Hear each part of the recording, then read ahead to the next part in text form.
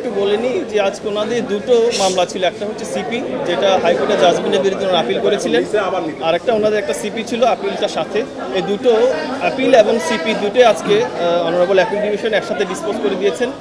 আর হাইকোর্টের যে জাজমেন্টটা ছিল 2013 সালের, ওই জাজমেন্টটা নট মেনটেনেবল ওনারা ডিসমিস করে দিয়েছেন আজকে।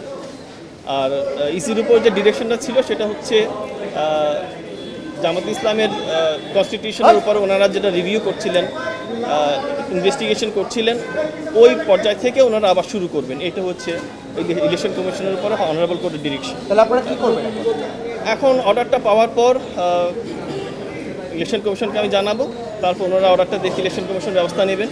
এই মুহূর্তে কিছু করা যায়। প্রতীকের বিষয়টা এই মামলার ইস্যু ছিল না, প্রতীকের বিষয়ে অনারেবল কোর্ট কোনো ডিরেকশন দেননি। ওইটা বলছেন ওনাদেরকে অন্যভাবে সমাধান করতে হবে। প্রতীকের বিষয়ে এই মামলায় কোনো বিষয়বস্তু ছিল না। না, প্রতীকের বিষয়টা নিয়ে এই আলোচনা কোনো বিষয়বস্তু হয়নি, এই মামলা কোনো আলোচনা। যেহেতু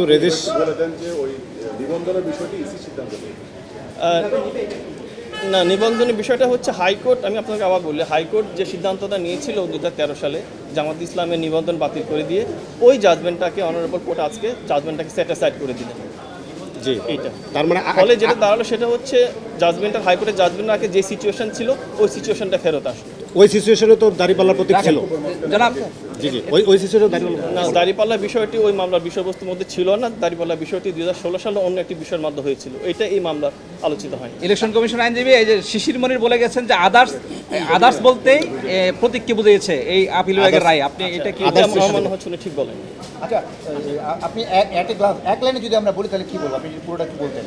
আমি আপনার বলি আপনাদেরকে, এক লাইনের বিষয়বস্তু হচ্ছে জামাত ইসলামের যে রেজিস্ট্রেশন যেটা ছিল 2008 সালে ইলেকশন কমিশন দিয়েছিলেন, এই রেজিস্ট্রেশনটা 2013 সালে হাইকোর্ট ডিভিশন বাতিল করে দেন এক জাজমেন্টের মাধ্যমে।